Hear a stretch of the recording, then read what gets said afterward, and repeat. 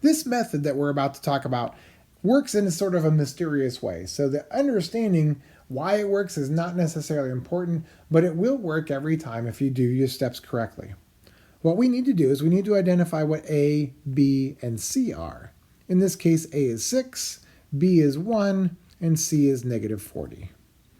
As with the AC method with factoring by grouping, we're first going to form the product A times C, which is 6 times negative 40. Now from this we get negative 240. Now what we're going to do is we're going to find two numbers whose product is negative 240 and whose sum is equal to B, which in our case is the 1 that's over here. So we want this sum to be equal to 1. We can list out all of these factors of 240. Now I prefer to list out just the positive factors. So we could do 1 and 240. This is going to take a little while. 2 and 120, 3 and 80, 4 and 60, 5 and 48, 6 and 40. Now you might say, hey, I've already got the numbers, let's stop. If you do, that's fine, because it doesn't make sense to list them all out. I'm just doing it to illustrate what we would do. 8 and 30, 10 and 24, 12 and 20, and then finally, I believe 15 and 16 work as well. Now remember, our goal was to find a product of two numbers that was equal to negative 240, and their sum is 1. Because the numbers I've listed are all positive, when I'm done, one of these numbers will have to be negative, one will have to be positive, which means that the difference between the two numbers in my list of pairs has to be 1. Well, as I go down the line, the difference between 1 and 240 is 239. Here the difference is 118. Even at 6 and 40, the difference is 34. But when I get down to 15 and 16, the difference is exactly what we need it to be. It is 1. And so we need to think about the numbers negative 15 and positive 16. And here's where the weird part of this all comes in. And it doesn't really seem to make sense as to why it works, but it does.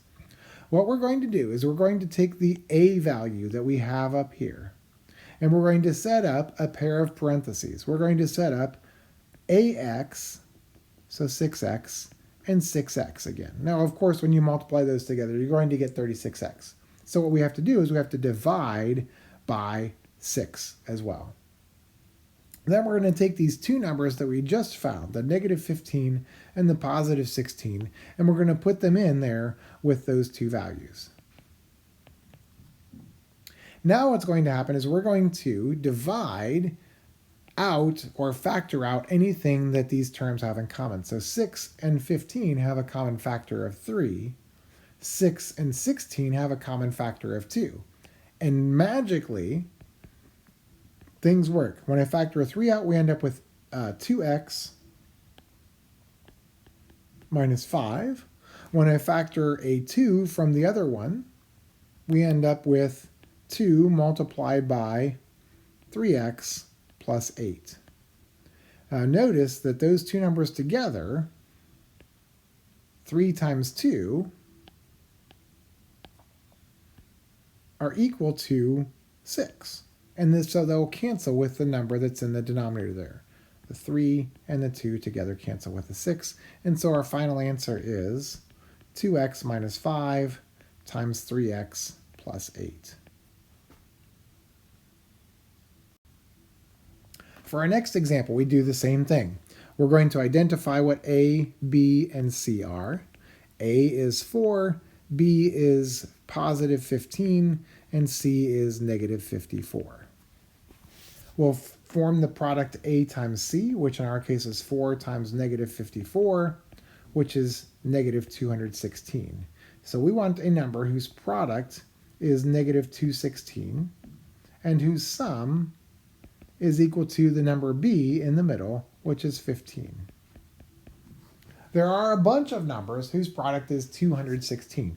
Again, I'll just list the positive factors. So 1 and 216, 2 and 108, 3 and 72, 4 and 54, 6 and 36, 8 and 27, 9 and 24, 12 and 18. Now again, we want a pair of numbers whose product is negative 216. So one factor will have to be negative, one will have to be positive, and sum is positive 15. We can go through pair by pair and see how far apart they are. When we find a pair that's 15 apart, we've got our answer. 1 and 216 are 215 apart. 2 and 108 are 106 apart.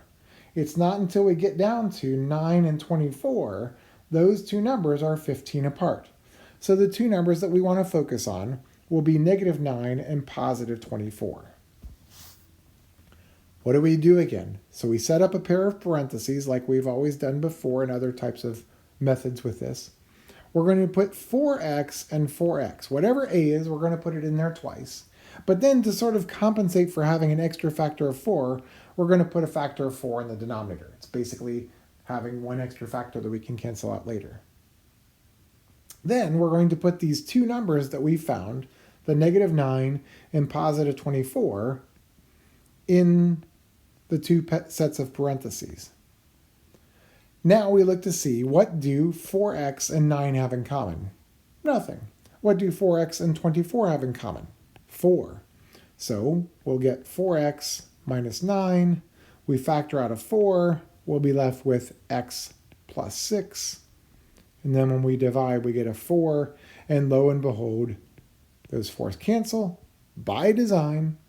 And so we'll end up with 4x minus 9 multiplied by x plus 6. Next example, we have 12x squared plus 92x plus 15. Now, I like this example because of the sign pattern. We're multiplying two numbers to get positive 15. Their sum is going to have a plus whatever, who knows. And so we don't have to worry about the difference between two numbers being equal to something. I also should check once again to make sure that there's no common factors between all three of them. 12 and 92 have a common factor of 2, but 15 does not. 12 and 15 have a common factor of 3. 92 is not divisible by 3. So they have no common factors. We identify A, B, and C. A is 12. B is a pretty big number, 92. And C is 15. We're going to form the product AC, which is 12 times 15, which is 180.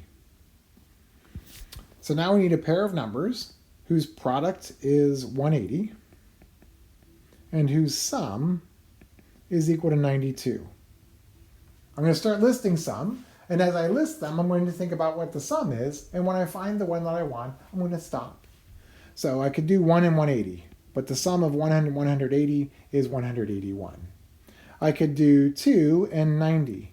When I add 2 and 90 together, I get 92. So I found my pair of numbers immediately after the very first one.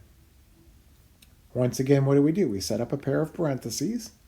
We're going to put 12x in both of them. Whatever a is, you're going to pair that up with x.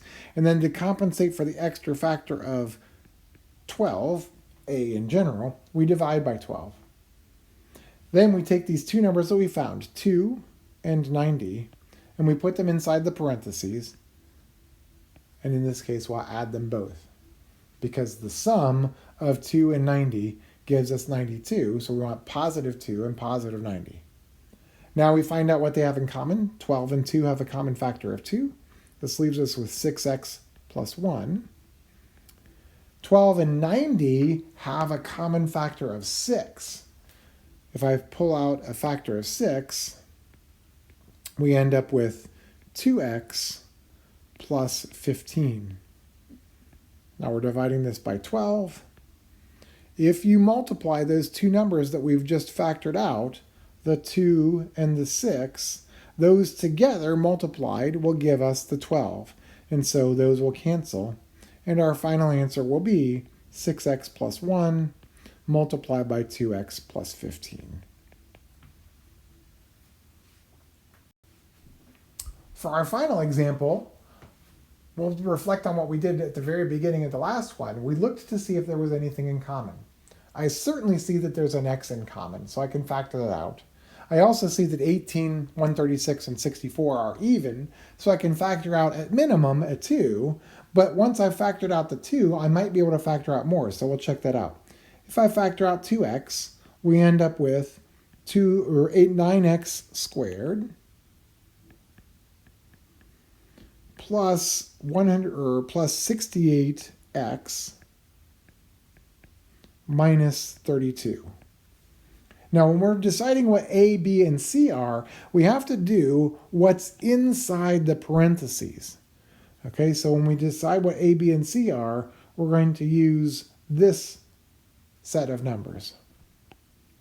A is going to be 9, B is going to be 68, and C is going to be negative 32. We form the product A times C. 9 times negative 32, which is negative 288. That's a big number.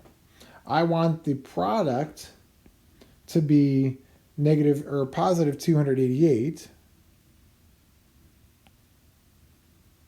or negative 288, I'm sorry, and the sum to be the number in the middle, 68. Be careful you don't pull out the 136. Again, I'll start listing numbers. Again, because the product is negative, I really want to look at the difference between the two numbers that I'm listing. So we could try 1 and 288. Those together would, if the difference between them is 287, that doesn't work. 2 and 144, the difference between those is 142. 3 and 96. 4 and 72. Now I didn't do the calculations. 3 and 96 are 93 apart. 4 and 72 are 68 apart. That's exactly what I wanted. So my two magical numbers will be negative 4 and positive 72, because when I add those together, I get the 68. So we'll have the 2x there still. Now comes the weird part. Do the a times x in both of your factors, and then in the denominator, divide by a. Now we'll put those two numbers in that we had before, negative 4 and minus 72. Whatever we have in the parentheses, if there's something in common, we factor it out. From 9x minus 4, we don't have anything in common. But from 9x minus 72, those have a common factor of 9. So we'll factor that out. It'll be 9 times x minus 8. We divide all of this by 9. The number that we just factored out, 9, will cancel with the 9 that's down there. And so we have a nice simple answer, simple, right, of 2x times 9x minus 4 times x minus 8.